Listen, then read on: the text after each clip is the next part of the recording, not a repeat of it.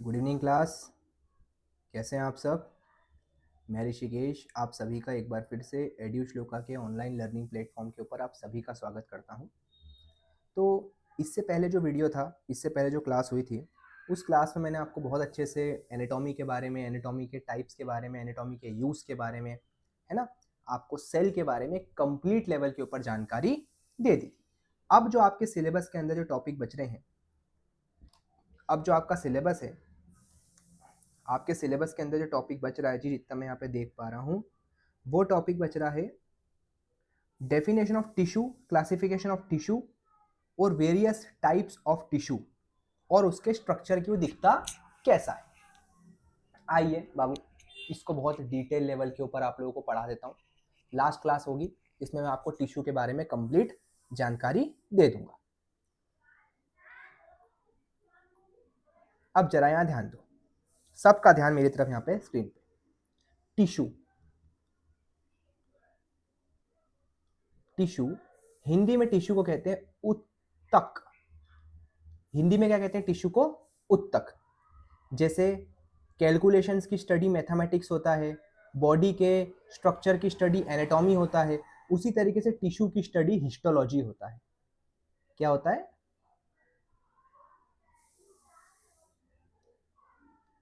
Histology. Tissue की study क्या होती है जी? टिश्यू की स्टडी होती है हिस्टोलॉजी। कोई दिक्कत यहां तक किसी को? अब आप बोलोगे सर टिश्यू क्या होता है? टिश्यू क्या होता है? टिश्यू को समझने से पहले घर को समझो। घर समझ में आ गया, हाउस या फिर होम, तो टिश्यू भी समझ में आ जाएगा। आपने कभी घर बनाते हुए देखा है? घर डायरेक्ट बनता है जी। सबसे पहले ईंट होती है, ईंट को इकट्ठा करोगे तो दीवार बनेगी, दीवार को इकट्ठा करोगे तो कमरा बनेगा, कमरे को इकट्ठा कर दोगे तब जाके घर बनेगा। यस और नो? ऐसा किया क्यों? ताकि सर ईंटों की जो दीवार है उसको प्लास्टर लगा के मजबूत किया जा सके, और दीवार जब मजबूत, दीवारें कमरे का रूप लेगी तो कमरा मजबूत होगा। जब मजबूत कमरों को इकट्ठा करके घर का रूप देंगे तो घर भी मजबूत होगा। समझ में आ रहा है? उसी प्रकार से जब ह्यूमन बॉडी बन रही थी, मानव शरीर बन रहा था, तो मानव शरीर को देखोगे ध्यान से, ह्यूमन बॉडी को देखोगे तो ये किससे बनी है जी? ह्यूमन बॉडी को बनाया है सेल से। सेल अगले वीडियो में कंप्लीट पढ़ा चुका हूं। जब ढेर सारे सेल्स को इकट्ठा किया तो बनता है हमारा टिश्यू। क्या बनता है जी? टिश्यू। और जब ढेर सारे टिश्यू को इकट्ठा करते हैं तो बनता है हमारा ऑर्गन। क्या बनता है? ऑर्गन। और जब ढेर ऑर्गन्स ऑर्गन्स को इकट्ठा करोगे तो बनेगी हमारी ह्यूमन बॉडी। क्या बनेगी जी?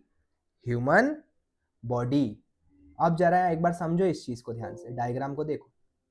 मानव शरीर में करोड़ों अरबों सेल्स को अगर हम लोग लगा देते इकट्ठा, लाइन से लगे हुए हैं वैसे, पर हम बिना कुछ छेड़छाड़ करे सीधा लगा देते तो मानव शरीर मजबूत नहीं रह पाता।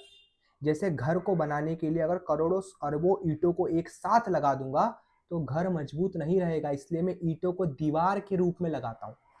तो वैसे ही क्या किया, हमारे कई सारे सेल्स को इकट्ठा कर दिया, ये छोटे छोटे सेल्स को इकट्ठा कर दिया, तो हमारा क्या बन गया जी? टिश्यू बन गया। अब टिश्यू क्या रहेगा? मजबूत होगा, क्योंकि कई सारे सेल्स को इकट्ठा करके क्या बना? टिश्यू बना। क्या बना जी? टिश्यू बना। तो टिश्यू क्या रहेगा? मजबूत रहेगा। टिश्यू को कोई हानि नहीं पहुंचा सकता, क्योंकि टिश्यू सेल्स का ग्रुप है, तो वो क्या है? मजबूत है। समझ में आ रहा है?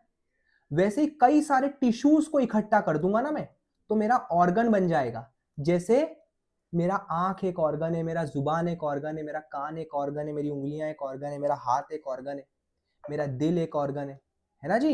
ये सब मेरे शरीर के ऑर्गन्स ही तो है ना, कि कुछ और है? सर ऑर्गन्स ही है। यस और नो?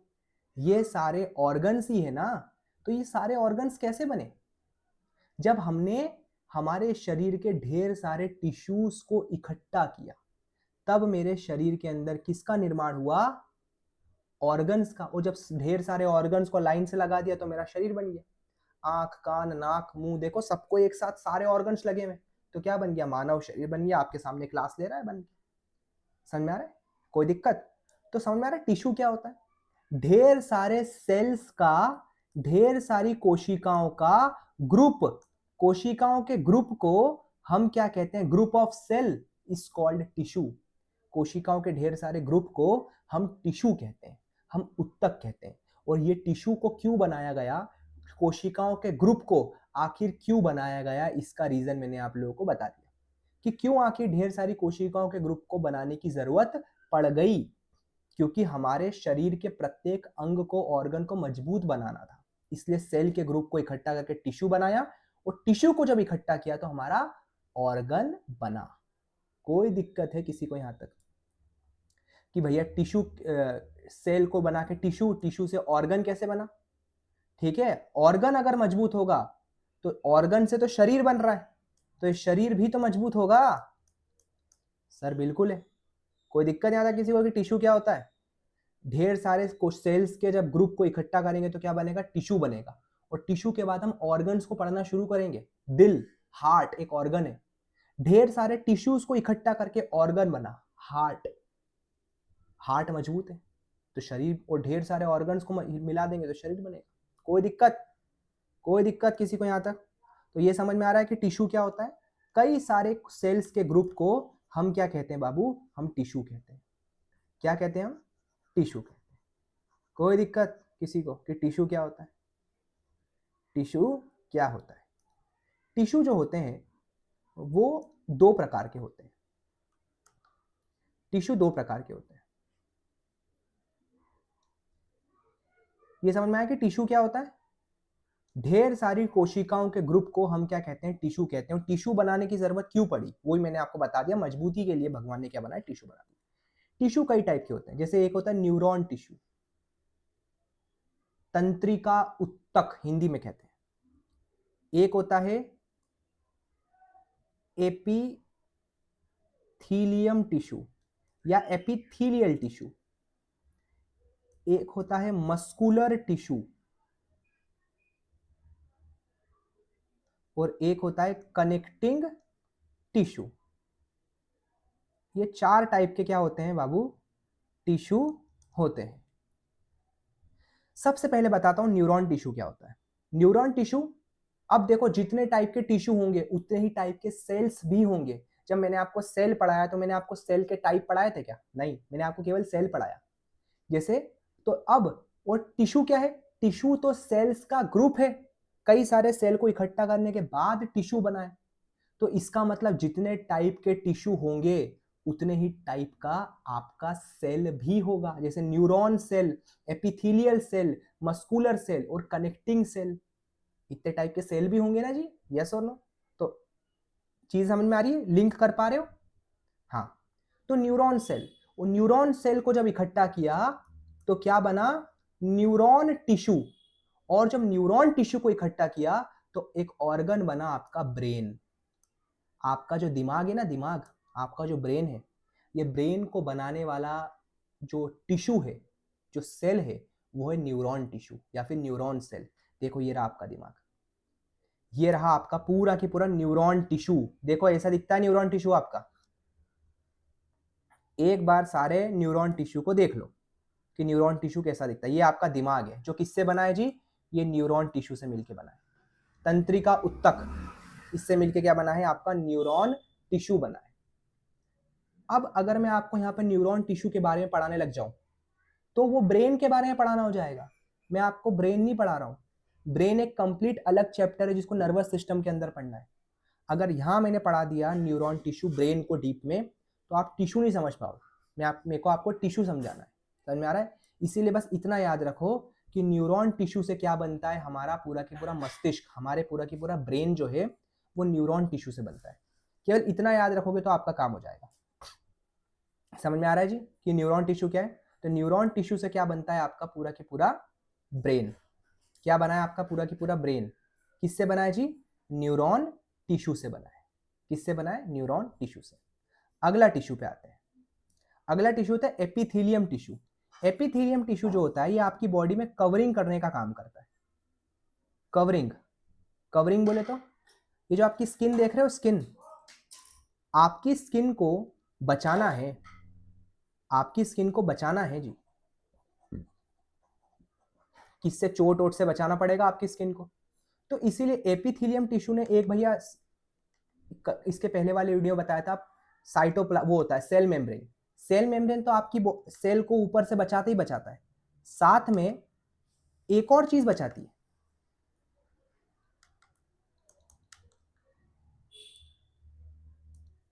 साथ में एक और चीज बचाती है, वो होता है एपिथेलियम टिश्यू। आपकी पूरी की पूरी स्किन के ऊपर पतली सी एक लेयर चढ़ा रखी है ईश्वर ने, इसी पतला सा एक कवर चढ़ा हुआ है आपकी पूरी स्किन के ऊपर, एक पतला सा कवर चढ़ा हुआ है, ऐसा पतला सा कवर आपकी स्किन के ऊपर है, जो आपको स्किन को बाहर से आने वाले खतरों से बचाने का काम करता है, सेम सेल मेम्ब्रेन की तरह।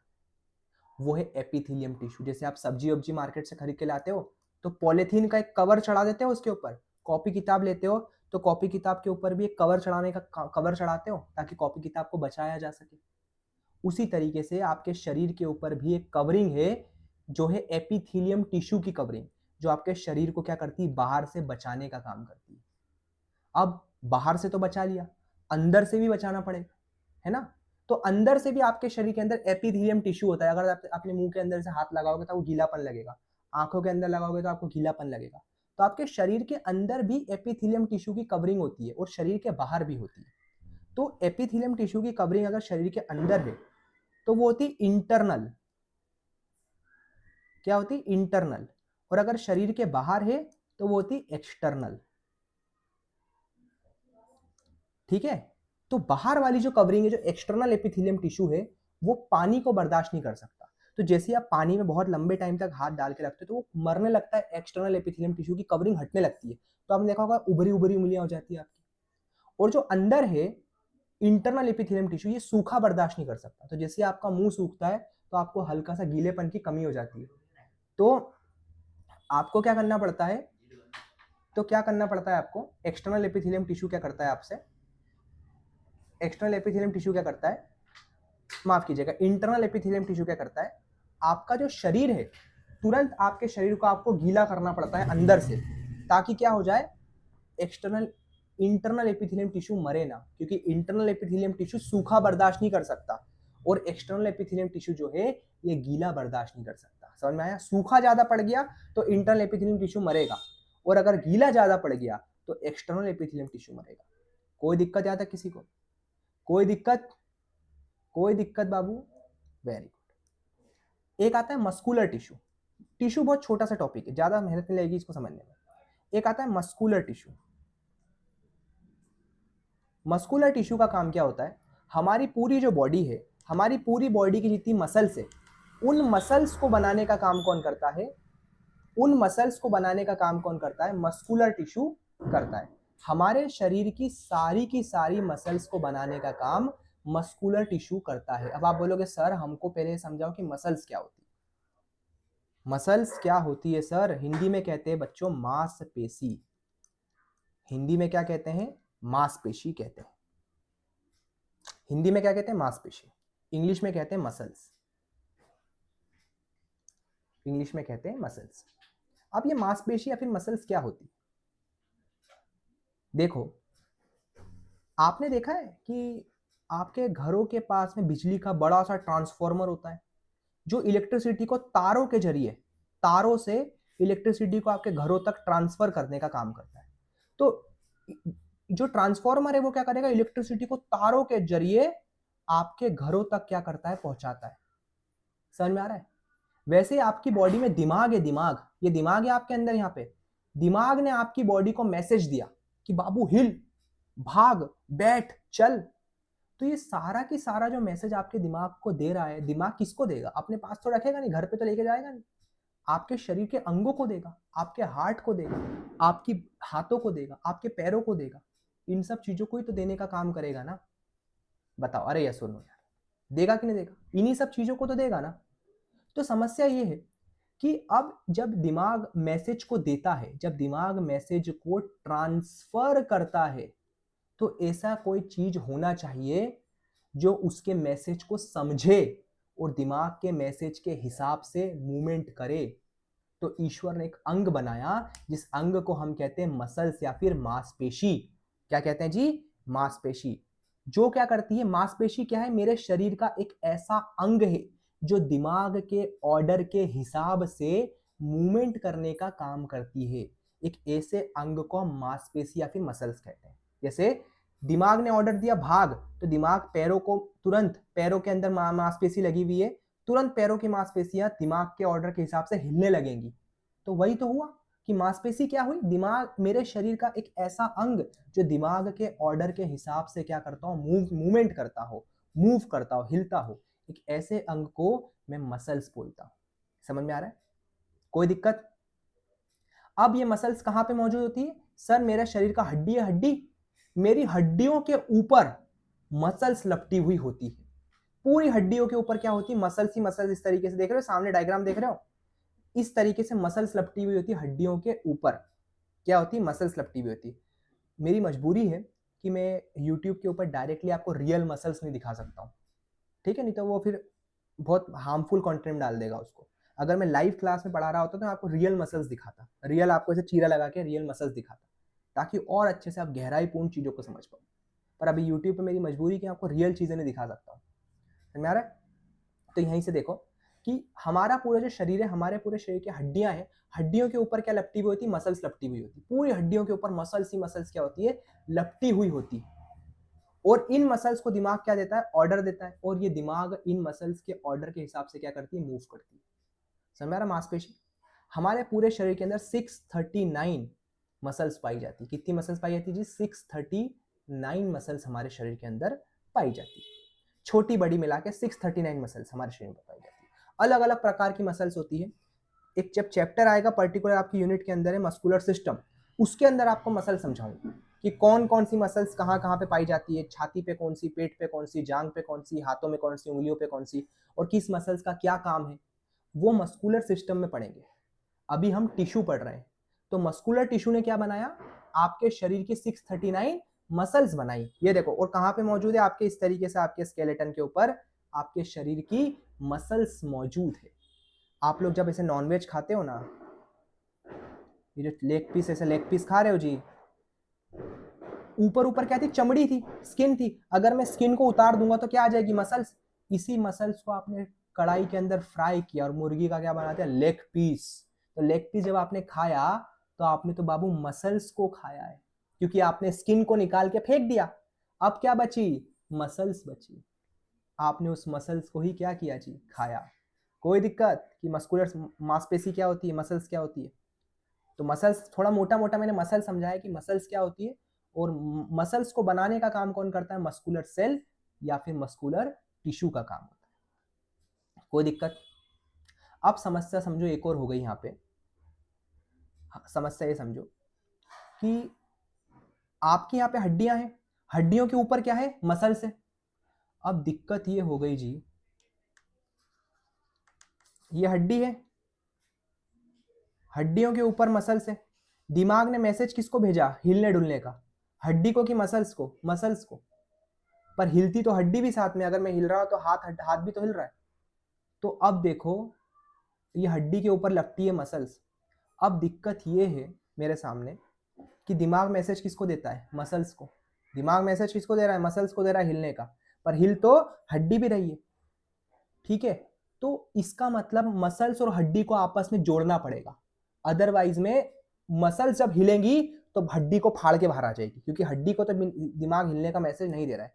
तो इसीलिए भगवान ने क्या किया, हड्डी को और मसल्स को आपस में जोड़ दिया एक अंग से। उसका नाम होता है टेंडन।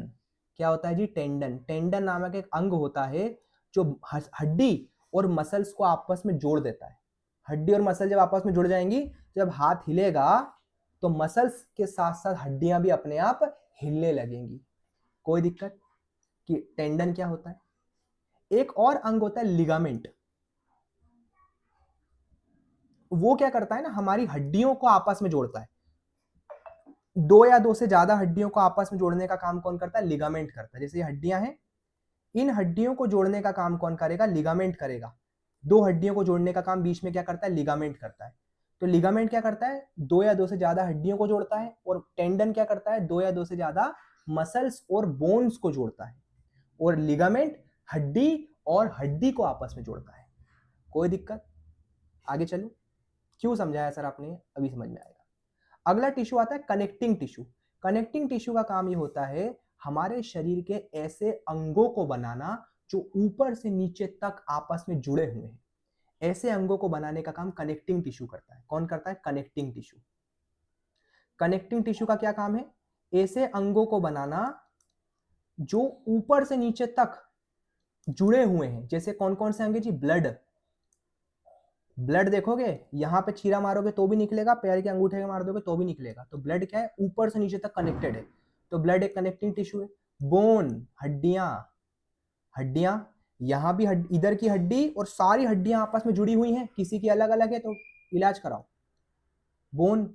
अगला, आपके शरीर की नसें, जिन्हें आप कहते हो ब्लड वेसल्स। वेन्स कहते हो, वेन्स या फिर ब्लड वेसल्स कहते हो। आपके शरीर की नसें, सारी नसें आपस में जुड़ी हुई हैं।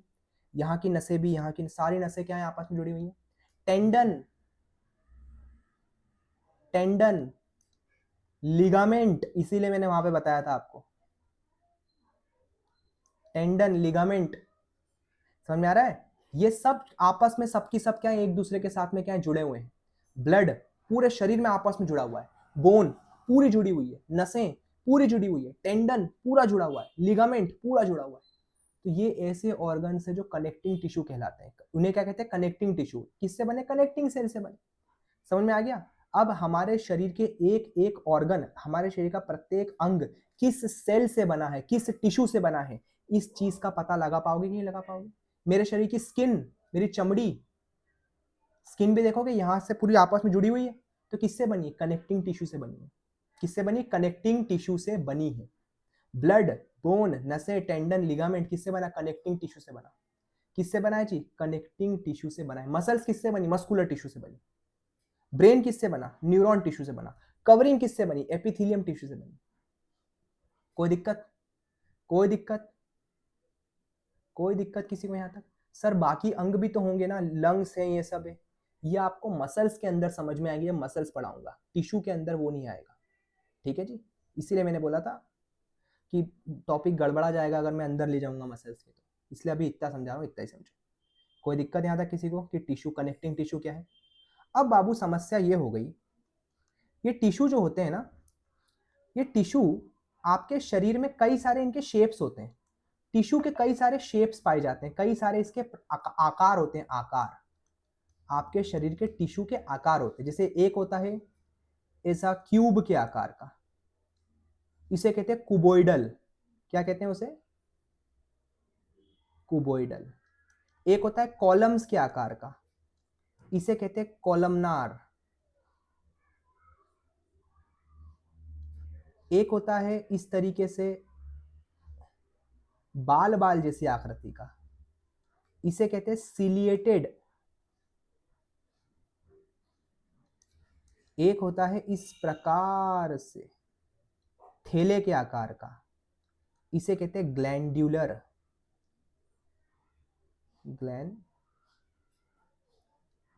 कुबोइडल, कॉलमनार, सिलिएटेड, ग्लैंडुलर। ठीक है जी? कोई दिक्कत? तो ये आपके टिश्यू के शेप्स होते हैं। अब ये कोई याद करने की चीज है जी? क्यूब के शेप का कुबोइडल, कॉलम के शेप का, पिल्लरों के शेप का कॉलमनार, बाल बाल जैसे आकृति सिलिएटेड, और थैले ऐसी तो ग्लैंड्यूलर। क्या याद करना है जी इसमें? कौन सी याद करना है जी? कुछ याद नहीं करना। अब जब आपका, मैंने आप लोगों से पहले, इसके पहले वाले उसमें बोला था कि टिश्यू क्या होता है, कई सारे सेल्स के ग्रुप को टिश्यू कहते हैं। जब टिश्यू को इकट्ठा करूंगा तो क्या बनेगा? ऑर्गन बनेगा बच्चों।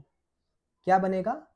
ऑर्गन बनेगा। यानी अगर मेरे को किसी शरीर के अंग को बनाना है तो मुझे उसके लिए टिश्यूज को इकट्ठा करना पड़ेगा, है ना जी? टिश्यूज लगाऊंगा, अलग अलग हो सकता है, अलग अलग शेप के, एक ही शेप के टिश्यू लगा दूं। जैसे कॉलम, क्यूब क्यूब शेप के टिश्यू लगा देता हूं। मुझे किसी अंग को बनाना है तो मैं क्यूब क्यूब शेप के टिश्यू लगा देता हूं। ये देखो लगा दिए मैंने, तो मेरा कोई सा ऑर्गन बन गया, मेरे शरीर का अंग बन गया। तो जब मैंने एक जैसे शेप के टिश्यू लगाए तो इसे बोलेंगे सिंपल। और अगर मैं अलग अलग शेप के लगा दूं, कि मैं ऊपर वाली लाइन में क्यूब के शेप के लगाऊंगा, नीचे में कॉलम के शेप के लगाऊंगा, यहाँ पे मैं सिलिएटेड लगाऊंगा, तो इसे कहते हैं ऑर्गन बनाने का कॉम्प्लेक्स तरीका। क्या तरीका? कॉम्प्लेक्स तरीका। ठीक है जी, समझना क्या समझा रहा हूं। टिश्यू के अलग अलग शेप्स होते हैं, जैसे न्यूरॉन टिश्यू है तो अलग अलग शेप का होगा, हो सकता है कुबोइडल हो सकता है कोलमनार, हो सकता है सिलिएटेड हो। एपिथेलियम टिश्यू भी इतने ही शेप का होगा, मस्कुलर टिश्यू भी हो सकता है कुबोइडल हो, कोलमनार हो, सिलिएटेड हो, है ना जी, शेप तो इतना ही है। अब हो सकता है कि मेरा जो हाथ बना है, मेरे हाथ के इतने छोटे पास वाले अंग में हो सकता है सिंपल टिश्यू लगा हो सकता है यहाँ पे कॉम्प्लेक्स टिश्यू लगा हो। मेरे चेहरे को बनाने के लिए सिंपल टिश्यू का इस्तेमाल किया गया, हो सकता है सिंपल कॉलमनार लगाया हो सकता है सिंपल सिलिएटेड लगाया है ना, हो सकता है कॉम्प्लेक्स टिश्यू लगाया हो। इसको, ये टर्मिनोलॉजी में घबराना मत, बच्चों की चीजें ये। शेप है क्यूबोइडल, कोलमनार, सिलिएटेड, ग्लैंडुलर, ये क्या है? टिश्यूज के शेप है। अब मैंने आपको बताया जब ऑर्गन बनाना होता है तो टिश्यू लगाना होता है। जब एक जैसे टिश्यू लगाएंगे तो वो होगा सिंपल तरीका, जब अलग अलग टिश्यू लगाएंगे तो वो क्या होगा? कॉम्प्लेक्स तरीका। समझ में आ रहा है? लिखा हुआ है स्क्रीन पे, सिंपल तरीका और कॉम्प्लेक्स तरीका। ठीक है, न्यूरॉन टिश्यू को सिंपल सिंपल लगा दूंगा तो सिंपल न्यूरॉन टिश्यू, कॉम्प्लेक्स लगा दूंगा तो complex neuron tissue. Same epithelium, same muscular, same connecting. कोई दिक्कत? कोई दिक्कत? कोई दिक्कत? इसीलिए कई बार अगर मान लो यहाँ पे चोट लगी तो यहाँ की चमड़ी को निकाल के मैं यहाँ नहीं लगा सकता। क्यों? क्योंकि बाबू टिश्यू मैच करना चाहिए। अगर यहाँ की खाल को निकाल के मैं यहाँ लगा दूंगा तो नहीं लगेगी। क्यों? क्योंकि यहाँ पे टिश्यू अलग है, यहाँ पे टिश्यू अलग है। हो सकता है यहाँ पे कॉम्प्लेक्स हो, यहाँ पे सिंपल हो। समझ में आ रहा है तो दोनों एपिथेलियम ना, है दोनों एपिथेलियम, पर हो सकता है यहाँ पे कॉम्प्लेक्स हो, यहाँ पे सिंपल हो सकता है यहाँ पे कॉलमनार हो, इधर सिलिएटेड हो, ऐसा भी हो सकता है। तो इसीलिए कई बार डॉक्टर जब ट्रांसप्लांट करता है ना स्किन का प्लास्टिक सर्जरी में, तो इस चीज का ध्यान रखता है कि टिश्यू मैच कर रहा है कि नहीं कर रहा है। अगर टिश्यू मैच करेगा तो ही हो पाएगा वो, अदरवाइज में नहीं होगा। क्योंकि शरीर में बनाने के लिए, शरीर को बनाने के लिए बहुत भयानक कॉम्प्लेक्स चीजें इस्तेमाल की भगवान ने। कई जगहों पे सिंपल टिश्यू का इस्तेमाल कर दिया, कई जगहों पे कॉम्प्लेक्स का इस्तेमाल कर दिया। अब ये पर्सन टू पर्सन डिपेंड करता है, हर किसी में अलग अलग होता है। हो सकता है किसी के हाथ को बनाने के लिए कॉम्प्लेक्स हो सकता है कहीं पे सिंपल। समझ में आ रहा है आपको? कोई दिक्कत? अब समस्या समझो, जब टिश्यू को इकट्ठा करके ईश्वर ने क्या बनाया? ऑर्गन बना दिया, तो यहाँ पे छोटे छोटे गैप्स रह गए। अगर एक दीवार बनाओगे घर की, दीवार में अगर आप प्लास्टर, बिना की भी प्लास्टर की भी दीवार को देखोगे तो उसमें छोटे छोटे गड्ढे दिखेंगे जो दीवार को कमजोर करते हैं। धक्का दे दोगे ना बिना प्लास्टर की दीवार को तो गिर जाएगी, पर प्लास्टर हो गया तो वो दीवार मजबूत हो जाती है। उसी प्रकार से जो टिश्यू है, टिश्यू के ऊपर एक लेयर चढ़ा देते हैं हम, किसकी? फैट की। ऐसे टिश्यू के ऊपर फैट की लेयर चढ़ा देते हैं, जिससे टिश्यू बहुत ज्यादा मजबूत हो जाता है। अब वो टिश्यू कुछ भी हो जाए वो डैमेज नहीं होगा टिश्यू इतनी आसानी से। तो जब हम टिश्यू को मजबूत करने के लिए फैट की लेयर चढ़ाते हैं तो इस टिश्यू को एडिपोस टिश्यू बोलते हैं। बाबू, एडिपोस टिश्यू कोई अलग से टिश्यू का टाइप नहीं है, ये ध्यान रखना। जब टिश्यू को बनाते टाइम पे चाहे सिंपल बना लो चाहे कॉम्प्लेक्स बना लो, उसके ऊपर जब फैट की लेयर चढ़ा दोगे तो वो एडिपोस टिश्यू कहलाता है। क्या कहलाता है बच्चों? वो एडिपोज टिश्यू कहलाता है। क्या यहां तक में किसी को कोई समस्या है? बताओ, क्या यहां तक में किसी को कोई समस्या है कि एडिपोज टिश्यू क्या होता है? कोई समस्या किसी को? एडिपोज टिश्यू क्या होता है? यस और नो? ऑल क्लियर बाबू? सबको दिमाग के सबके तार थोड़े से एकदम चलने लगे, करंट दौड़ा ब्रेन में आपके कि एडिपोज टिश्यू क्या होता है? बताओ, एडिपोज टिश्यू क्या होता है? समझ में आ गया आपको? जब टिश्यू के ऊपर फैट की लेयर्स चढ़ जाती है तो उसे हम क्या कहते हैं? एडिपोज टिश्यू बोलते हैं। कोई दिक्कत यहाँ तक किसी को? तो टिश्यू नामक चैप्टर सबको समझ में आ गया? सिलेबस में एक मिनट देख लेता हूँ आपका क्या है इसमें। स्ट्रक्चर इन वेरियस, अब देखो बाबू, मैंने आपको टिश्यू के बारे में समझा दिया, मैंने आपको टिश्यू के अलग अलग क्लासिफिकेशन समझा दिए कि भैया कितने टाइप के टिश्यू होते हैं, है ना, टिश्यू के अलग अलग टाइप समझा दिए, स्ट्रक्चर समझा दिया टिश्यू का, कौन सा टिश्यू कैसा दिखता है, समझ में आया? ब्रेन न्यूरॉन टिश्यू है, मसल्स हमारी मस्कुलर टिश्यू है, स्किन पे हमारा एपिथेलियम है, और कनेक्टिंग टिश्यू हमारा बोन, ब्लड, ये सब हमारे क्लासिफिकेशंस में आ जाते हैं। समझ में आ रहा है? और टिश्यू के टाइप भी समझा दिए आपको। तो इतना आपका यूनिट 1 आपकी इस वीडियो में पूरी की पूरी कंप्लीट हो गई है। तो आपको टिश्यू भी यहाँ पे आपका पूरा कंप्लीट खत्म मैंने कर दिया है। तो आशा करता हूँ कि यहाँ तक आपको बहुत अच्छे से समझ में आ गया होगा, जितनी चीज़ों को मैंने आप लोगों को पढ़ाया है ना? तो अगर आपको ये वीडियो पसंद आया हो तो आप बिल्कुल वीडियो को लाइक और सब्सक्राइब कर सकते हैं। जब तक के लिए आपसे लेता हूँ विदा। मिलूंगा आप लोगों से बीपीएस के अगले वीडियो में, अगले लेक्चर में, अगले किसी और सब्जेक्ट के साथ में, अगली यूनिट में। जब तक के लिए थैंक यू सो मच। बिल्कुल आप एड्यू श्लोका के साथ बने रहें और लर्निंग को कंटिन्यू अपनी करते रहें। Thank you so much all of you.